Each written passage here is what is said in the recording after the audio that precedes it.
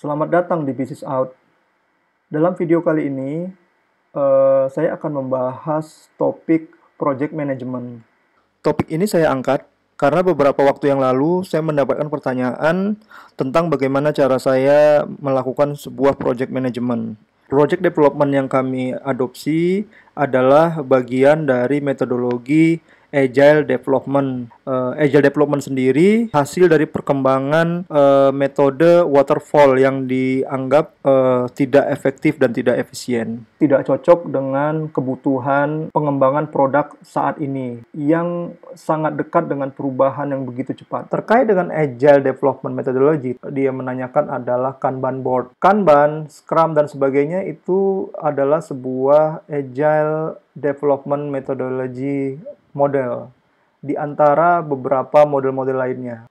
Kalau kita lihat di Geeks for Geeks, ada beberapa yang paling umum, Agile Development Models yang paling umum. Ada Crystal, ada Athern, Feature Driven Development, Scrum, Extreme Programming, Lean Development, Unified Process. Dari semua ini, tidak semuanya pernah saya gunakan. Yang paling sering saya gunakan adalah Scrum. Beberapa project menggunakan Kanban.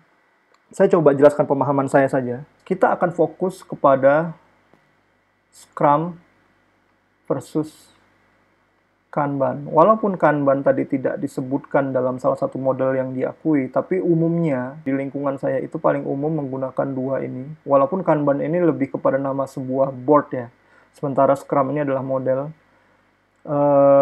Namun tidak masalah, karena sekali lagi saya bilang ini adalah apa yang biasa saya gunakan untuk mengelola sebuah project. Scrum ini biasanya melibatkan 3 hal komponen paling utama. Scrum Master, kemudian ada Product Owner, terakhir itu adalah tim. Sementara kalau Kanban ini Agile Coach, Product Owner, oke ini tim. Jadi sebenarnya letak perbedaan itu ada di sini. Jadi fungsinya sama. Scrum Master ini adalah orang yang mengontrol, ataupun Agile Coach ini adalah orang yang mengontrol sebuah proses pengembangan yang menggunakan baik itu Scrum ataupun Kanban. Dalam menjalankan sehari-hari project yang kami lakukan, kami tidak memiliki Scrum Master bisa dibilang. Walaupun saya kadang berperan sebagai Product Owner, ataupun Scrum Master, tergantung tipe kliennya. Kadang ada tipe klien yang memang dia tahu apa yang dia inginkan, sehingga ini bisa jadikan Product Owner dan saya menjadi Scrum Master. Namun ketika ada beberapa klien yang dia tidak terlalu paham tentang produk yang diinginkan, maka saat itulah saya berperan keduanya. Perbedaan lainnya adalah antara keduanya ini, Kanban, dia itu sebuah proses yang relatif continuously, tanpa ada sebuah jangka waktu pengembangan. Jadi masing-masing tim itu bisa mengerjakan selama ada backlog yang disediakan. Mereka bisa ngambil apa saja dan kapan saja yang mereka ingin kerjakan. Jadi bisa jadi mereka mengerjakan sesuatu yang mereka anggap mudah, atau mereka mengerjakan sesuatu yang anggap sulit, itu terserah. Yang penting backlog ini harus selesai untuk dikerjakan. Untuk produk yang cenderung cepat, requirement-nya tinggi, kemudian ada milestone yang mesti dicapai, ada rilis 1, rilis 2, lebih tepatnya kayak kita bisa sebut produk inovasi, ataupun memang pengerjaan project dari klien yang harus terukur. Scrum lebih cocok, karena Scrum ini dibatasi oleh yang namanya sprint. Sprint ini adalah sebuah tahapan yang isinya adalah backlog yang harus dikerjakan dalam periode waktu tertentu. Waktunya relatif kesepakatan sebuah tim, namun umumnya itu paling lama itu adalah 2 minggu. Nah, sehingga seorang Scrum Master itu akan memasukkan backlog apa saja, sesuai dengan kesepakatan dengan tim development tentunya, backlog apa aja yang akan dimasukkan dalam sebuah sprint yang mungkin dikerjakan dalam 2 minggu. Jika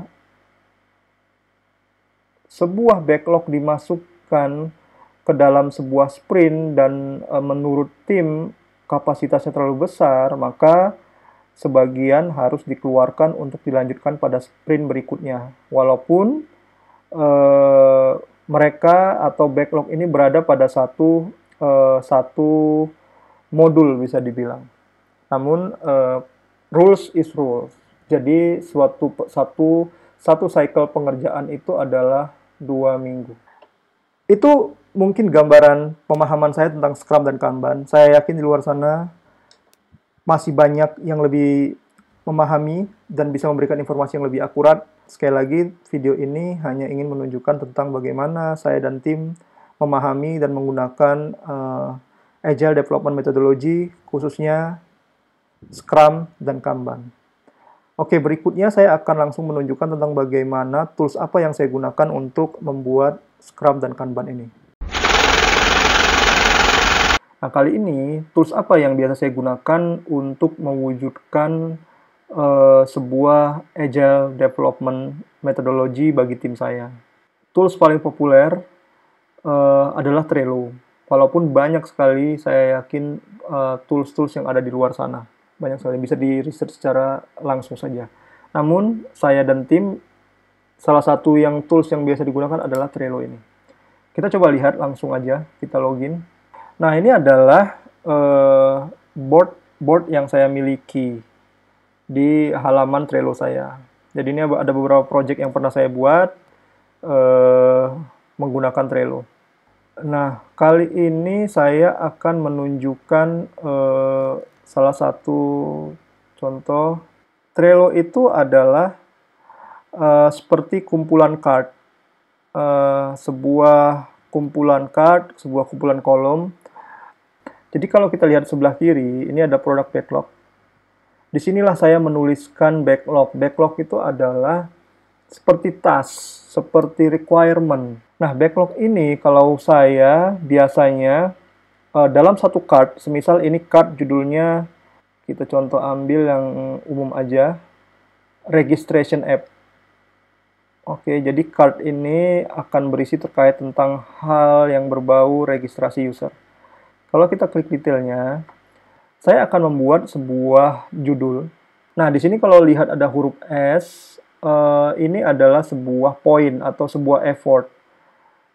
Asumsi saya, untuk pengembangan registration app itu level pekerjaannya itu small. Jika kita mengikuti, di sini saya mengikuti, kalau kita beli baju tuh S tuh small, medium, Excel. Jadi semakin besar load dari projectnya, itu maka akan semakin besar ukurannya menjadi Excel dan sebagainya. Nah, di sini harus ada description. Description ini adalah saya biasanya yang menerapkan yang disebut dengan user story. Contoh, sebagai user, saya ingin mendaftar menggunakan email. Tambahkan tujuannya sehingga saya bisa mudah untuk mendaftar semisal. Nah, jika alasan dia adalah sehingga saya bisa mudah untuk mendaftar, maka tim developer menemukan sebuah atau menawarkan solusi yang lebih mudah lagi prosesnya, yaitu mendaftar lewat nomor ponsel misalnya, atau mendaftar lewat akun Facebook. Jadi nggak perlu harus masuk ke form, ngisi-ngisi form dan sebagainya. Jadi saya sebagai project manager harus membuat user story yang kemudian tim developer akan membaca, mereka memahami kenapa ada tas-tas A, B, C, D, E ini. Tujuannya apa? Nah, selain itu, jika teman-teman memiliki desain dari project yang disepakati, maka lampirkanlah tampilan dari desain tersebut. Itu adalah tanggung jawab dari seorang project manager untuk menjembatani komunikasi tersebut. Jika kita bicara user story adalah sebagai user saya ingin mendaftar menggunakan email sehingga saya bisa mudah untuk mendaftar, ada banyak sekali list yang bisa dibuat. Ya, semisal karena background saya bukan developer, jadi saya nggak terlalu tahu detailnya. Mungkin membuat form pendaftaran, membuat verifikasi via OTP, SMS OTP, juga menambahkan pendaftaran lewat Facebook atau Gmail. Ini beberapa item yang kita bisa sebut task, yang bisa sangat terukur, yang sangat jelas, spesifik apa yang mesti dikembangkan. Dan kita bisa langsung pointing ke siapa untuk pengerjaan ini, jika memang kita memiliki tim yang besar. Dalam Trello, kita bisa menambahkan desain seperti ini. Jadi, jika satu task telah selesai, maka dia secara otomatis akan mencoret dan membuat progres 33%, 67%, dan jika total semuanya, maka dia selesai 100%. Nah, kalau bisa lihat di sini, ini ada card-card lainnya yang bacanya sprint, in progress, dan testing complete. Ini bisa variatif sekali, tergantung dengan bagaimana pemahaman ataupun kebutuhan teman-teman dan tim. Kalau saya, ini ada sprint. Sprint ini adalah semua hal yang akan dikerjakan itu masuk ke dalam sprint. Karena tadi saya jelaskan bahwa sprint ini memiliki batasan waktu, yaitu 2 minggu. Jadi, sprint ini harus selesai dalam 2 minggu. Nah, oleh karena itu, hal yang dimasukkan dalam sprint itu harus melewati pembicaraan terlebih dahulu dengan developer. Nah, sehingga tim akan fokus mengerjakan ini. Ketika ini sudah habis dikerjakan, maka ini akan mengikuti tahap terus selanjutnya.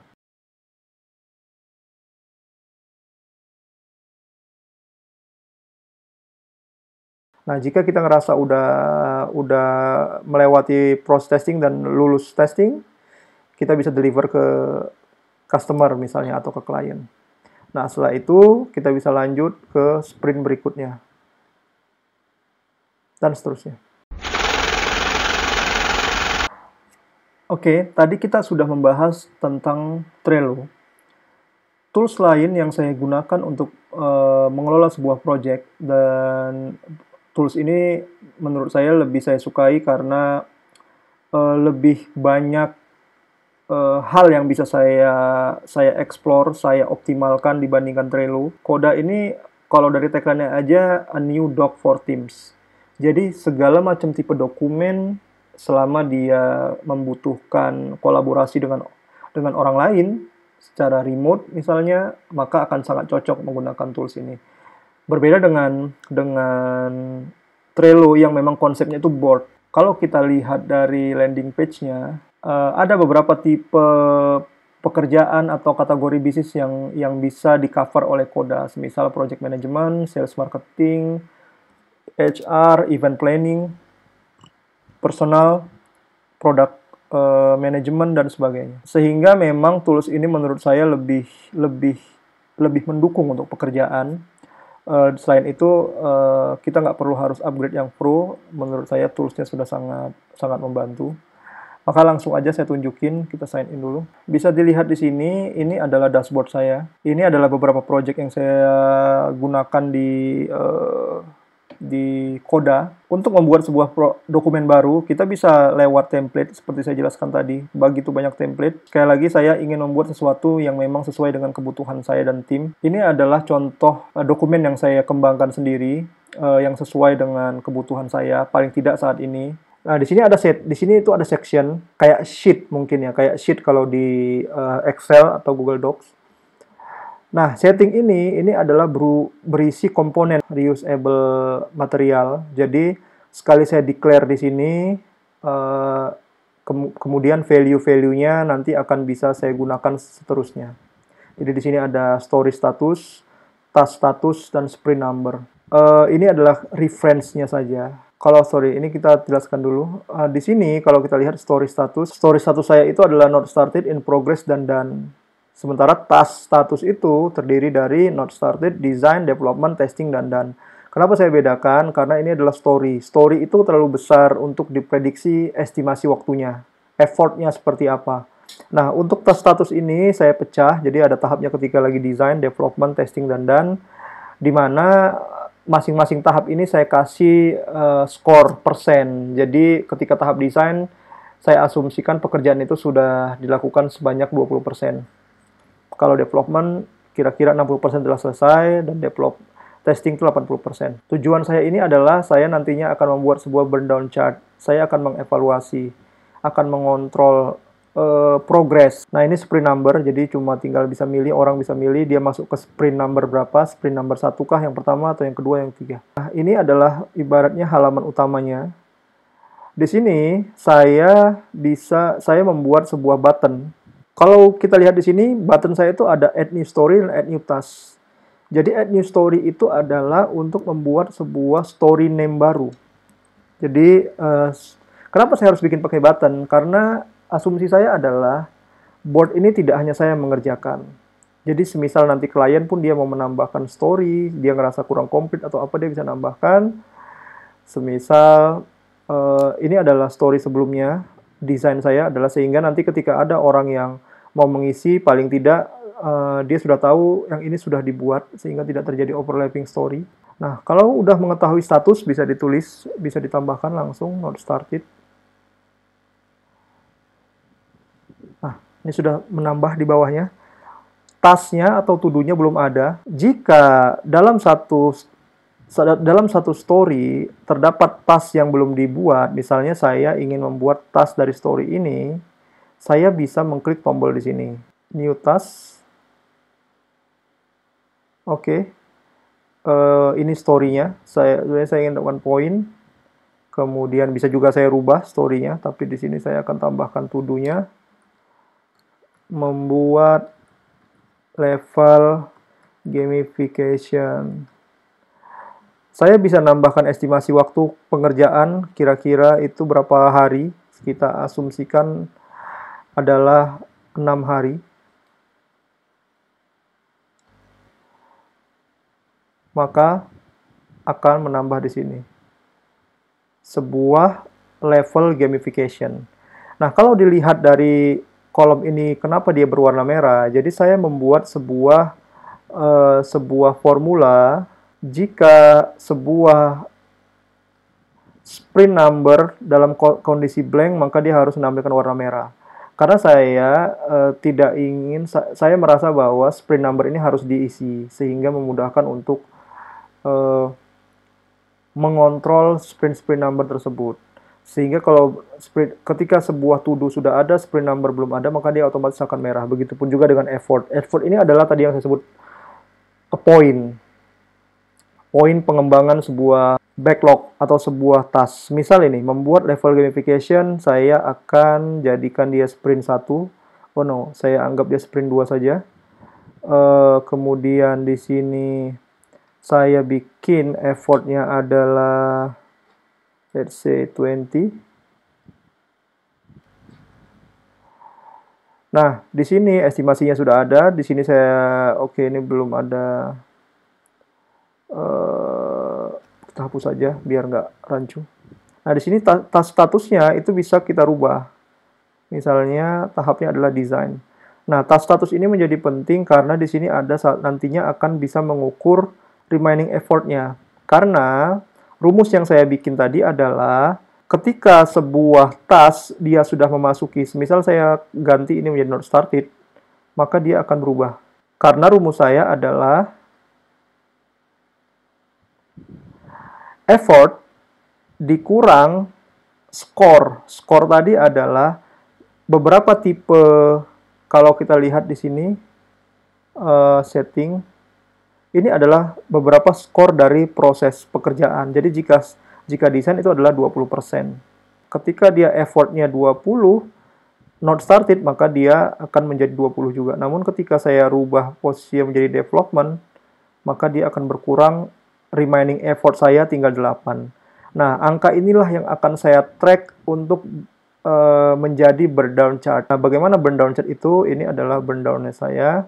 Ini hanya fokus kepada sprint yang aktif. Jadi dalam satu sprint itu ada 3 task. Nah, ini effort ini menunjukkan angka awalnya. Sementara ini adalah angka remaining-nya. Sehingga saya bisa memantau dan klien bisa memantau. Ini sekali lagi hanya versi saya. Jadi beberapa orang tentu tidak seperti ini board yang dia pilih atau metode project management yang dia lakukan tentu sangat bervariasi. Ada yang bisa langsung menambahkan setiap to-do itu orang yang diminta untuk mengerjakan, itu mungkin cocok untuk sebuah pekerjaan yang melibatkan banyak orang. Namun karena kami sedikit, jadi relatif nggak terlalu butuh. Terima kasih atas waktunya sudah bersedia menonton video ini. Jika ada saran, kritik, ataupun pertanyaan, bisa langsung di kolom komen. Terima kasih sekali lagi, dan sampai bertemu di video berikutnya.